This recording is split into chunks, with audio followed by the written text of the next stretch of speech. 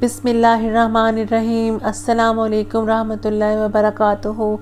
ایک مرتبہ ایک صحابی کی کمر میں پھوڑا نکلا، پھوڑا بھی ایسا کہ پورے 32 برس تک وہ پھوڑا رہا۔ حالت یہ تھی کہ بیٹھ نہیں سکتے تھے، کروٹ نہیں لے سکتے تھے، بس چت لیٹے رہتے۔ کھانا کھا رہے ہیں تو وہ بھی چت لیٹے ہوئے، استنجا کر رہے ہیں تو وہ بھی چت لیٹ کر، نماز پڑھ رہے ہیں تو اشاروں سے۔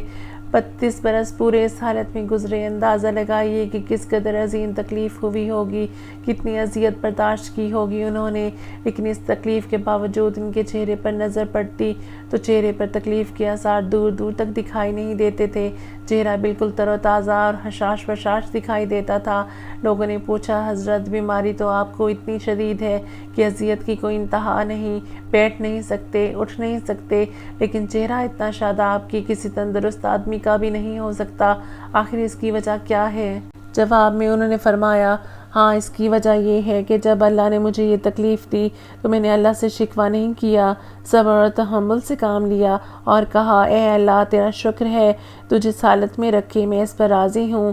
میں نے اس حالت پر راضی رہنے کا اظہار کیا اور خود کو اللہ کے حوالے کر دیا، صبر سے کام لیا اور صبر ہی نہیں شکر بھی ادا کیا، اور اس کا نتیجہ یہ نکلا کہ 32 برس سے روزانہ میرے بسترے پر فرشتے مجھ سے مصافحہ کرتے ہیں۔ اگرچہ میں نے ارادے سے مجاہدہ نہیں کیا، یہ تقدیری مجاہدہ ہے جو اللہ نے مجھے دیا، یعنی بیماری لاحق ہو گئی اور میں نے صبر کیا، تو یہ تو ہے اضطراری مجاہدہ، مگر میں نے اس مجاہدے کو قبول کر کے صبر کیا۔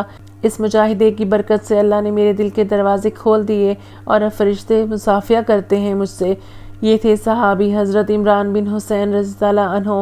اسلام کی خصوصیت یہ ہے کہ اس نے تندرست کو تسلی دی کہ تو تندرستی کو اللہ تک پہنچنے کا ذریعہ بنا، تو اللہ تعالیٰ کو راضی کر، اور بیمار کو بیماری میں تسلی دی کہ تو اگر صبر کرے اور ثواب کی امید رکھے، صابر اور راضی رہے تو یہ بیماری اللہ کی رضا اور اس تک پہنچنے کا ذریعہ بن جائے گی۔ اللہ پاک ہم کو اسلام پر چلنے کی طاقت عطا فرمائے، آمین ثم آمین۔